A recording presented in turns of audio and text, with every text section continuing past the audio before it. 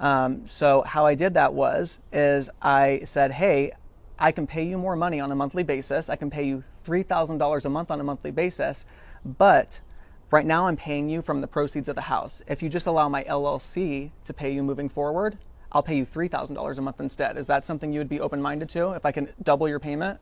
What do you think her answer was? 100%. Yeah, absolutely. She doesn't give a crap, right? So what I did was I went back to title.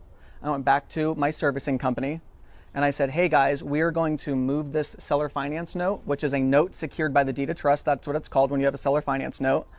Right. So note is the saying, hey, I owe, this I owe person. you, Yeah, yeah. I owe you $3,000 a month. It's just a piece of paper.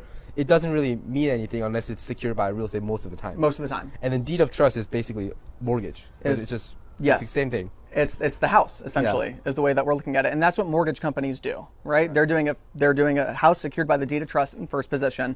That's exactly what was going on here with the seller finance note. So I said, okay, perfect, let's do that. So I called title, I called the servicing company, and I did a release of escrow, and I released all of her funds. So essentially, I said, you are going to forfeit this note secured by the deed of trust, and instead we're going to do a promissory note that is backed by my LLC.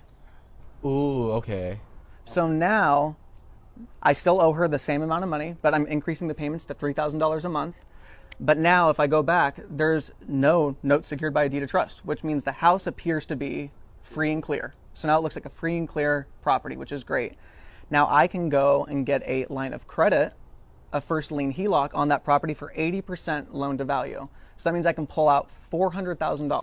What are your guys' thoughts on this? I want you to comment below and really what's the first thing that comes to your mind? Okay. I'm going to tell you something.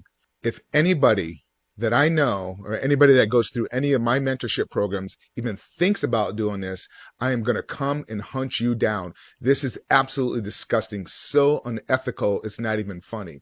What he did, and I guarantee you the seller did not understand what they're doing and what the process was. They just want that monthly payment and he's teasing that in front of him.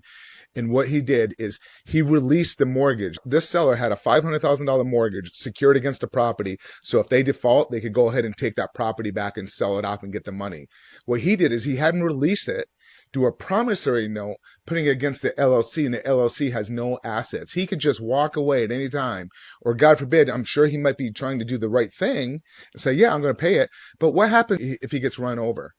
There's no protection whatsoever for that seller in the situation. And then what he did is he going, and I'm going to take a $480,000 or $400,000 loan against it.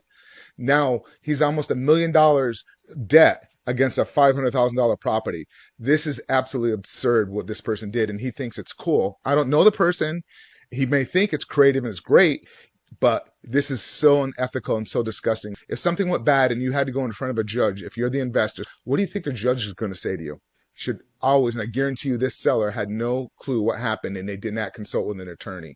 So anyways, I want to know what your thoughts really realistically, put them below. Do you think it's unethical or do you think it's cool? I want to know what your thoughts are.